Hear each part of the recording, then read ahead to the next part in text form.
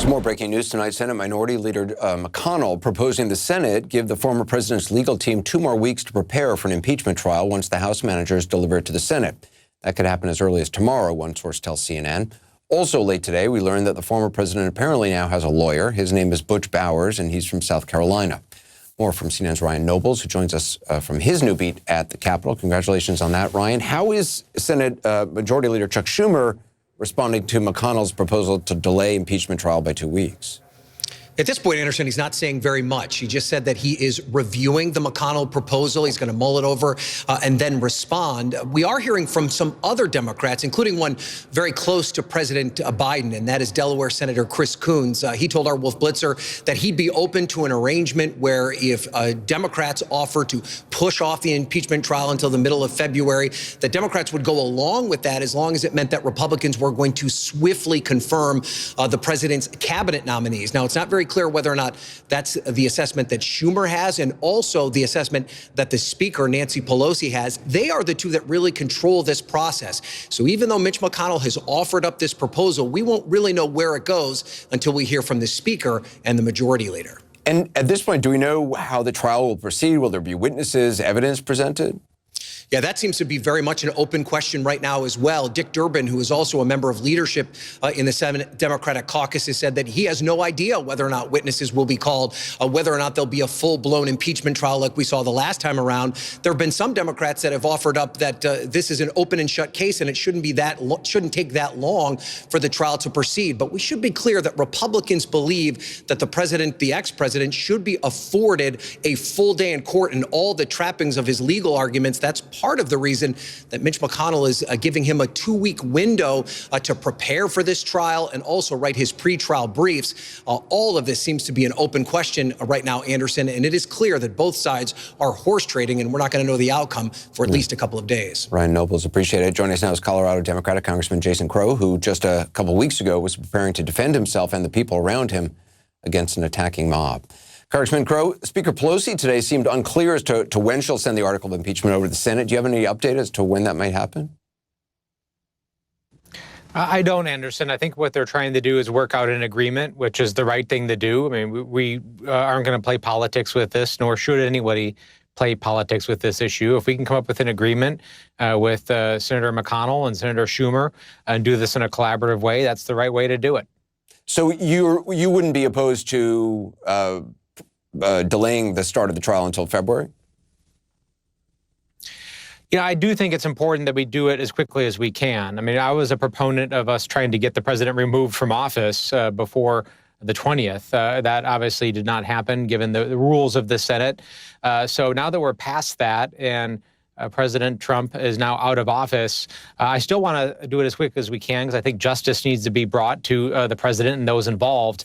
But he is entitled to his defense. I mean, we are the United States of America. We are a country that promotes the rule of law. I'm for the rule of law. He's entitled to a defense and to have his attorneys review the evidence so that we have to balance those two requirements. Politico is reporting there's discussion happening about a trial being as short as 3 days. President Trump's first impeachment trial was almost 3 weeks. Do you think that would be sufficient to meet the standards of a fair and complete trial, 3 days? Well, this is really different, Anderson. When I tried the trial a year ago, we were dealing with corruption allegations, the use of military funds, a long line and chronology of information regarding dealings with Ukraine. And we had to tell that story, not just to the Senate, but to the American people as well. A critical difference here is that everybody knows what happened on the 6th. And actually, the jury in this case, the Senate, were actually victims of the same crime. They were there. They were victims of this insurrection and this violent mob as well. So what we do need to do, though, is tell the context leading up to that. That, in my view, is going to be one of the most important things, is that what happened on the 6th did not happen overnight. That took years and months to build up to that moment, the pressure cooker, the incitement that the president and his allies built up to lead to the 6th. That's going to be a really important story to tell. So in your mind, the president's incitement went far beyond just the words he spoke on the morning of January 6th? Absolutely. I mean, if we are sitting back and being honest with ourselves, which we have to be, you don't get a mob of thousands of people that believed this big lie, that believed that the election had been stolen, that believed these QAnon conspiracy theories. That doesn't happen in a couple of hours. That doesn't happen because the president said, go and, let those people hear you and stand up and fight for your democracy. And then 2 hours later, they're storming the House and Senate chambers. This has taken a long time to bring us to this point. A pressure cooker that's been building, that the president has intentionally been building over many years. And that's a really important story to tell here. Speaker Pelosi was asked about the possibility of calling witnesses today, said it was up to the impeachment managers. You served as a manager, obviously, in the former president's first trial. Is that something the current impeachment managers should consider? I think they will consider it. You have in Jamie Raskin, an outstanding lawyer. He's the lead impeachment prosecutor here, a constitutional scholar. They are going to leave no stone unturned, and they're going to figure out how to present a really good case. That might include witnesses, that might not. In our case, we needed the witnesses because there were people like Ambassador Bolton who were in the room, who heard what the president and other people were saying regarding Ukraine, and that was information that had to come out. The Senate decided they didn't want to hear it. They didn't actually want to have a fair trial and have that information come out to the American public. This is a different situation where we saw what happened on January 6th.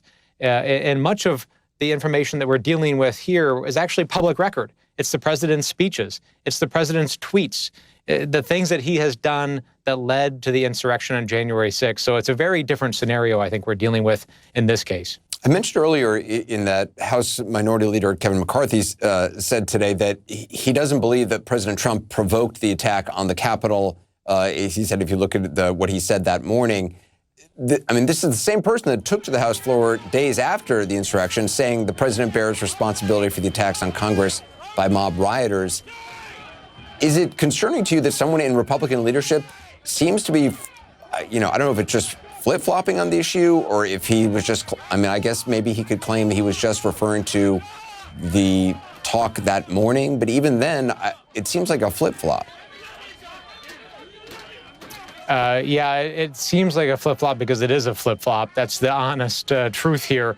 I often have whiplash in trying to keep up with Mr. McCarthy's various statements. I think he thinks that we have much shorter memories than we actually do because he'll just say one thing one day and change it the next. Fortunately, we have him on tape saying these things. So, I cannot, I just can't speak for Mr. McCarthy and some of his Republican colleagues that change positions on a whim based upon the prevailing winds of the day. The truth has got to come out. Truth does still matter. Facts still matter. Consistency matters. And that's what this is going to be about in the weeks and months ahead. Congressman Jason Crowe, I appreciate your time. Thank you. Yeah, thank you. Up next, we have more breaking news tonight. Police say one of the arrests made in the wake of the Capitol Hill insurrection was of this man who admitted to CNN what he was up to. Plus, I'll talk with Democratic Senator Mazie Hirono about the ethics complaints she and 6 other Senate Democrats filed against 2 of her Senate colleagues in connection with the attack.